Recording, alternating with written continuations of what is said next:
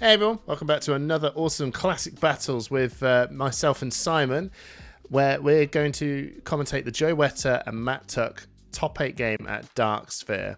This is a Lexi versus Dorinthea, something I don't think we see very often, and it's generally going to be pretty exciting. I'm not sure how how Dorinthea manages into a Lexi, so it's going to be really interesting. So we don't see much Dory at the moment, Hamish. We have seen a lot of Lexi recently, and we know Lexi can go fast and wide. Yes. Dory's going to be trying to do what she always does and present different packets of damage, unknown quantities in terms of attack reactions, try and swing the weapon twice per turn. I don't think Lexi's going to want to block much, so this could be a bit of a race. I think so. I mean, the thing that Lexi's got going, well, not Lexi. I keep getting those two mixed up. The thing that Dory has got going for her is that Dawnblade weapon can ramp up into some mean amount of damage, right? So every time it's just going to get bigger and bigger and stronger. And I think that is what potentially that is what Matt's strategy is into taking in when it's coming into versing these aggro heroes.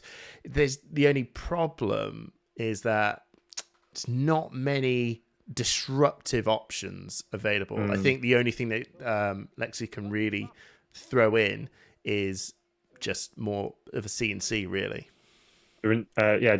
Dorinthea has to go again on almost every turn to boost that Dawnblade to really give them a chance. Otherwise, I'm not sure Lexi's going to want to worry about things. They're not going to want to block much, and they're just going to go fast and wide. So we see Dory go first. All they're doing is Arsenal, pass, and over to Lexi. Interestingly enough, I think Lexi may have missed that potential opportunity to just load up the Arsenal with Voltaire. Maybe we do see. Yeah, maybe she just Lexi, didn't have the arrows. But we do see a Lexi load on the opponent's first turn, but we have seen a premeditate followed by a 3 of a kind. Oh, this is big already. Wasting no time here. Which gives us in effect a 7-card hand. Nothing in Arsenal yet, so they do have to activate Voltaire. And obviously with the 3 of a kind, not able to play anything outside of Arsenal, but we do see a Bolton shot coming in for +1, plus the 3 from premeditate for 8 go again. Yeah, and I think it was because just the 3. The drill shot was blue, so I think he was looking at that going, I'd rather just, what am I going to pitch to load up this really duff arrow at the start? So that was, obviously it was starting to make more sense now. But seems like we've got a clean block, blocking for 7. Is that right? I think the premeditate gives it +3, unless it's not a red Bolton shot. Yeah, I think it's a yellow Bolton shot. So coming in for 4 + 3 7. So this is a clean block. Otherwise, it would be kind of wild if Matt let one through. Just missed by 1. Yeah, exactly. Joe Wetter having a think now on what he's going to do next. Clearly, he should have another arrow. We hope. It could be one of those awful 3 of a kind Lexi turns, but it doesn't seem like that's the case. He's got plenty of cards in his hand. Got another Bolton shot, which again is a pretty good card to have. Allows us to go a bit wider, potentially get the reload. So this is coming in for 4. Another yellow. He's giving it +1 with the Voltaire. And we are seeing another clean block with some equipment, which the Warriors have in abundance, and a sharpened steel. Not much going to be happening on Dory's turn. I can see that he's got a glint in another glint. They blocked with a glint. They've got another in hand. Yeah, that's going to be pitched up though, I imagine. So I don't know what Joe Wetter's got left available to him. He has got the go again. There's no more Voltaire triggers. He's probably may have been thinking, do I use the bullseye braces? Probably a good idea not to. So he's got his 2 cards, and he's just going to Arsenal up. Bit of a tricky one for Joe. Obviously, not having potentially the pitch or the arrow to load in the first hand and then having an issue with the three of a kind, just drawing the 2 Bolton shots there, potentially the only arrows he could load. We see Dory coming in for 4 dominate here with an Iron Song determination and enough pitch to get them their second swings if they choose to use the bolters to give it go again. It's probably a wise idea just to maximise the use of the dominate. I imagine Joe potentially may just choose to take that, which he has. And taking 4, give it go again with the bolters, which they blocked with last turn, and then coming in again for 4. If it hits, it's going to get a counter. I'm not sure where the plus. Oh, I know the plus ones come from the British Forge bracers. So because it hit. Oh, cost 1. Yeah. So this is a good, nice, clean. Good use of resources. Yeah. Nice extra damage, and it definitely hits. Definitely get a counter. Coming in for 4 from the next turn. That's not bad. Matt Tuck did that really well. Blocked up a really big, scary 3 of a kind turn, and managing to get a Dawnblade counter with simply 2 cards. But he's had to use his really important pieces of equipment to get that over the line. So I imagine Joe West is now just gonna just pile on. Oh, we got literally it's the same again. It's the same turn. It's the same turn. Oh, have I accidentally rewind on YouTube by accident? It's the same turn. Oh my days. Okay. So we are seeing another. I mean, both are going fast here. We are seeing another big hand. This is going to be bigger. This is because we've got that pre-set up arsenal now, which he couldn't do on his turn 1. So now this is going to be an even bigger turn now. And Dory has a glistening steel blade, 2 Warrior's Valor in hand. It's going to be blocking. What are they going to block? They want to give themselves the chance of hitting with the Dawnblade next turn, to keep that counter around. So I imagine I don't think he's too worried about the Ponder token, because I think it's going to probably be inevitable that we're going to have some cards in Arsenal. But the drill shot coming in 7 on the drill shot. Yeah, that makes sense. Stopping the premeditate Ponder token on that attack. I think it's just more for the drill shots on hit effect. That's actually just more terrifying. So yeah, nice clean block for 7. Easy enough. No worries of a Rain Razor coming down because of the 3 of a kind being played. Yeah. Lexi obviously has a Heat Seeker still in Arsenal, so if they can load another arrow, give it go again. They've still got 2 attacks coming in this turn. So far he's paid 1. He's paid 2. He's paid all 3 now because of the 3 of a kind. He's got a Falcon Punch. I'll call it now. Falcon Wing. Do a barrel roll. Yeah. Falcon Wing coming in for 4 go again, I would assume here. Yeah. It already has go again naturally, so give it the +1 from Voltaire. And we have a Heat Seeker still in Arsenal. Taking 1 there for the Dorinthea. Ponder token out now, which I think it was just pretty much inevitable at this point. It's interesting whether Joe is going to choose now to use the bullseye bracers at this point. I don't think he will, unless he's got an endless arrow, potentially. But there's still plenty of equipment on the board. Still 2 cards in hand, and resources floating as well. Yeah. I can't see what Dorinthea has as a headpiece there. I'm assuming it's the Crown of Providence. I assume it's the Crown of Providence as well. But that is the only piece of equipment they haven't used to block yet. Okay. So he's going to... okay, cool. We're seeing a quiver. Okay, we've got a quiver, and it's paid off massively with a red... I think it's a red infect. Are we going to see the Snapdragon Scalers used? Why not?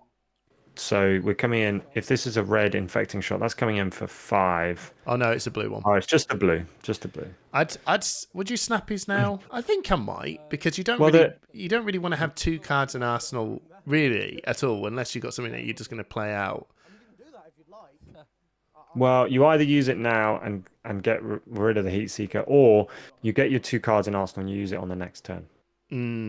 Yeah. It's just, I don't know if I want to load up having that Ponder token. I might be wrong here, because it's just, how are you going to clear that Arsenal up?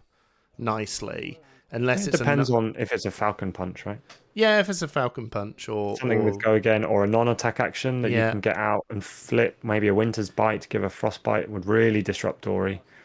Okay, so he's He did have comfortable a with he that. did have a think there though, didn't he? Didn't put it straight in Arsenal. No, I think it's an arrow. It could quite well be something would go again. But yeah, that he was thinking way too long for my liking. So we are seeing the Warrior's Valor plus the Dawnblade 7 go again if it hits. Oh, again, comfortable. Just using just 2 card block, yeah, 2 card hand. doing a lot of work. He's literally keeping that life total up nice and Yeah. high. He's got through 2 very big, powerful free of a kind turns. He's still got his counter, and he's still threatening that counter. It's interesting. However, the 3 of a kind turns we've seen, although they've started with a premeditate, they haven't had a Rain Razors. So No. not the biggest turns, but still wide turns. However, Dory is still on 36 life. They've managed to use their equipment well and block up so far. They've used that equipment. So we are looking at fewer blocks coming in the future. Still got blocks on the Courage, still got block on the Bracers, and has not used. Okay. So Joe's recognizing now that the tempo of what Dory was going to get and just consistently keep blocking up and getting that Dawnblade counter going is just too much. It's now time to just stop that momentum and just reset Dory. And still, I imagine that's actually a decent plan because I don't think Joe's probably got a mega turn with these 2 cards in Arsenal. He's just going to use this now to just try and chip through and set up another big turn again. Ooh, Okay. okay. Codex. Yeah. Okay. That was probably what he was thinking about. Like, what is my plan here? How am I going to use this? And maybe when he was coming in with that sword, that just then started to make a lot more sense to go, I really don't think I'm going to be utilizing a lot of power because my arsenal's a bit janked up here. I might as well just cover this all up and just have a decent turn. This is interesting though because Dorinthea doesn't have any attack actions to put in Arsenal, so they're not losing a card from hand. They're not putting a card but the in weapon Arsenal. is weaker. So the frailty token that he's going to get is going to make a slight difference because Dory always gets over by 1. It's always that little poke over by 1. So giving a Dawnblade for 2 is a lot more impactful than you think. A well-planned turn, full block the turn before, knowing the Codex of Frailties coming in, get rid of the +1 counter, reduce the Dawnblade down to 2 next turn. It really looks like a interesting. I don't know swing. if I saw the Matt do his card. He didn't because he doesn't have any attack actions to put in Arsenal. It has to be an attack action. Oh, interesting. So this is actually fair enough. I now know what you mean. I was like, yeah, because he has no attack actions. All it is just give him a frailty token. That's interesting. Yeah. Actually. So, however, this is a big turn from Dory coming in. Sharpened Steel +3, Spoils of War +2 and go again. Dawnblade for 2. So we're coming in for 7 with go again, guaranteed go again. This is classic. This is literally classic Dory here. This is when we started and Dory was in the hot seat. This is Crucible of War era Dorinthea. I haven't seen any cards yet that wouldn't have been in the deck back in the day. This is, again, is that last card in hand, is it an attack reaction? Are they going to be able to go over the top? Is it another buff? Are they going to just keep it for Arsenal? Is it an attack reaction? This is Dory. What are the odds? Most likely it is. Now, there's one floating. I think it's the one floating is the biggest thing, right? Because most of the attack reactions cost 1. So you know it is probably likely an attack reaction. It's just, he's probably not going to use it because, he needs to pay for the Dawnblade for the second swing. Just coming in for 2 now with the Dawnblade on the second swing.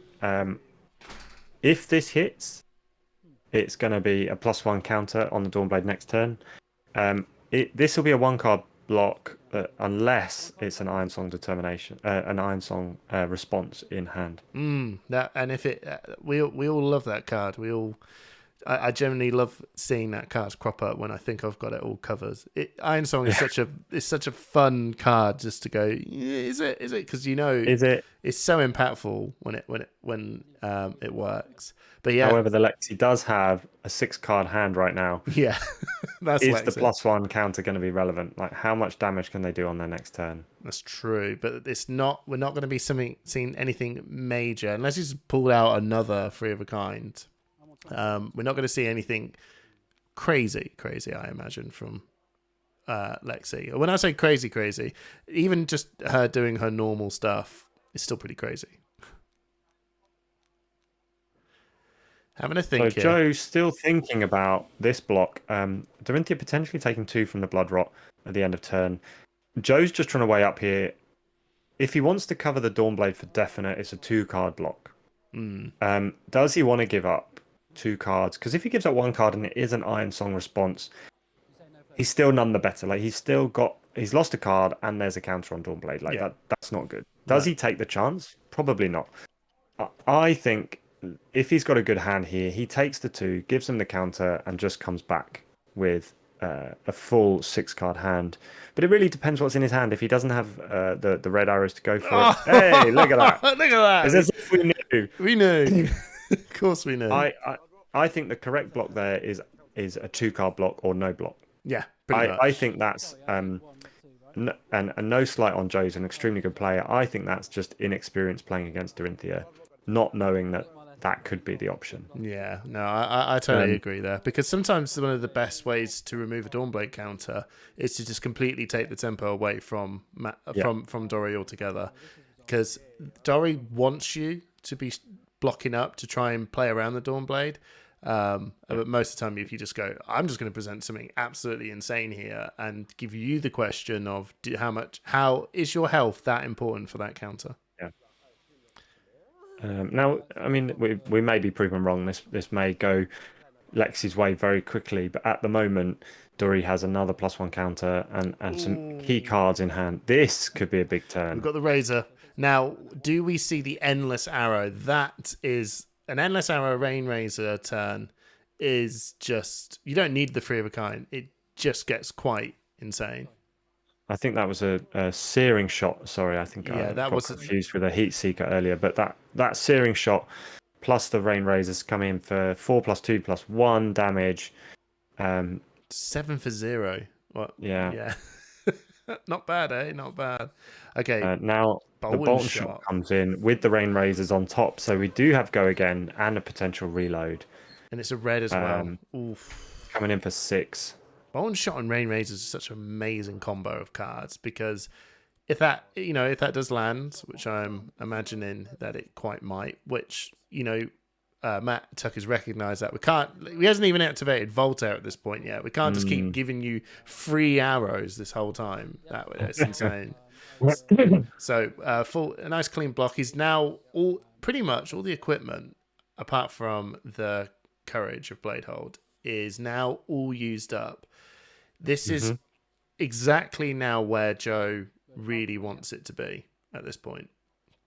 So we've avoided the reload. I think don't know if we've missed the helmet trigger step, whether he might have just turned around and went, no, I'm not going to do it. I don't think he wanted. I think he thought about it. I think he chose not to. So we've used the Falcon Wing load with the Voltaire off the tunic, and now coming in for a drill shot, which could get rid of his last armor block. Yeah, he might as well use it. Courage, may as well use it. Yeah, he's got 3 cards in hand. He's obviously just working out what is my plan here. You could just, like you said, use the Courage, block up, just get that 1 point of block in there. And take importantly, though, this leaves Lexi without an arsenal. Dorinthea really needs to. Good life lead, yeah. That has swung back in Lexi's favour. We are going to see a bit of an inert turn from Dorinthea potentially here, just off of 2 cards. That's fully blocked up. Didn't want to lose any more life. The Twinning Blade potentially not as useful. No, that tells me that he doesn't potentially have a go again. But I'm wrong. It's a Spoils of War. Yeah, that's Spoils. Pitch Blue, Spoils into. So we're coming in for 6 go again. if Joe block, I mean, we know we've got no other cards in hand here for Dorinthea. If Joe blocks 6, removes the counter off a Dawnblade, can't go again. I think that's the sensible play here. He's got the life lead. Yeah, that's it. He's made the right call. It's a nice, good back and forth, and that's what Dorinthea sort of asks of most aggressive players that you have to do. You know, you can't just go put pedal on the metal all the time, because you know the Dawnblade counter does get bigger every single time.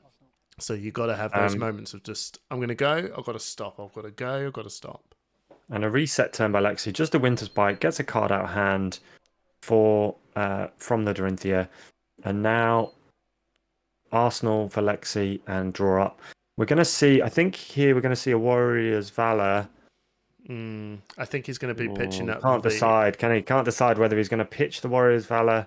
Yeah, and play the Dawnblade, potentially with a glint, potentially with an overpower, depending on whether they block or not. I'm intrigued about that play. I'm wondering whether I am intrigued about that play. So, are we going to see the braces and then the Dawnblade coming in for 4? Braces activated, Dawnblade for 4, potentially here, looking for another counter. This is Dory.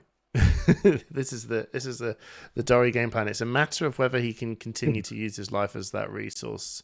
However, down at 11, I think Lexi sees Dorinthea within the kill range now. No armor. They can easily, no armor left. They can easily present 14 plus damage in a turn. Yeah. If they've got that Rain Razors in hand or in Arsenal, and they can get a couple of arrows off, right? Is this the tempo of what most players need to do when you're fighting up against Dory? Is you got to sort of concede the letting them have a counter feels bad, but sometimes it's actually what you need to do, because your offense is actually the real defense here. And it really comes down to what's in hand. So Joe's picked the turns to block up where he potentially has a couple of blue arrows, not enough to push through and match the damage back. And if you let Dory get a counter, 1 or 2 counters, and get some damage through, if you can, which Lexi often can with a full hand of arrows, for example, block 12, then sometimes just letting it build up and blocking out a whole turn can really just stop Dory in their tracks and give you a time to reset, which is what we've seen a couple of times here from Joe and Lexi. Thinking about blocking this to stop that counter, so potentially doesn't have what he wants in hand, but no, he's just going to take the 4, go down to 15, and then come back with a 5-card hand. I think that's the correct move from Joe. I think that was definitely the right play there. It didn't really have anything else to sort of fly on top of that, but maybe he was also thinking he has got this 1 card in hand. Did I learn my lesson from last time? Oh my God, what is this? He's 3 premeditate 3 of a kinds. He's just putting these cards. These cards are just literally just roommates at this point. That's 3. All 3 copies of both of those cards have been played together. Wow. Okay. As you know, there we see another searing shot in Arsenal. It can happen. Odds are low. Now, we know we're not going to get a Rain Razors because of the 3 of a kind, but we are potentially looking at a 3-arrow turn, and this is going to be big. A red bolt and shot coming in for 8. And Matt doesn't have any armor left now. He was really relying on his armor to really stop these big 3 of a kind turns now, and they're all been spent. This is probably the point where Joe is going to be stripping all the cards from Matt's hand now. Maybe this is a point where Matt has to go, this is the last of your massive turns. We've used the quiver. We've used the Snapdragons are gone. You're starting to run out of your mega turns now. There's really only the Rain Razors and Endless Arrows left. Can I weather this? I say this. I don't say this, casually. But could he weather the storm? The only thing is with 11 health, very tricky. So he's letting the bolt and shot hit. The reload's not an issue because there's an arrow in Arsenal already. So the ponder was going to happen this turn at some point. We haven't got enough to block everything. Exactly.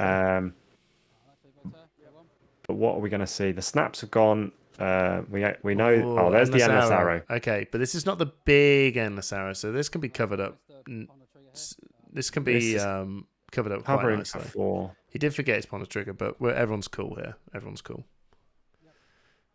And then he is going to be taking Blocking some 6 on damage. that one. Yeah. And then taking 5 off of the searing shot down to 4. Yeah. I mean, it doesn't really. I think that's the inevitability of what Lexi does, right? She just got, here's a big thing you got to deal with. Here's another thing you really got to kind of deal with. And then I'm just going to end up with, I took your whole hand, and the last arrow is just going to poke you for a significant amount of damage. Now, I know what you're saying, and yes, 3 of the big threats in the 3 of a kinds have gone. 1 of the Rain Razors is gone, but this is still so early in the game. It's the health lead. The life lead is massive. Yeah, it's too. If Matt was just on a bit higher, I'd be sitting there like, feeling a little bit better about it. And maybe it's very. This is the thing about what Lexi does, right? She is able to just make everything she's doing sound threatening, and the one thing that you're all right with always taking is taking just damage. But that's the point. It gets to you can't just keep taking those sort of things to the face so you can stop a heat seeker, to stop an endless arrow. It gets to this point where your life lead just it starts to and wear we're going out. to see 3 arrow turns now because Dory can't stop an arsenal every turn. No.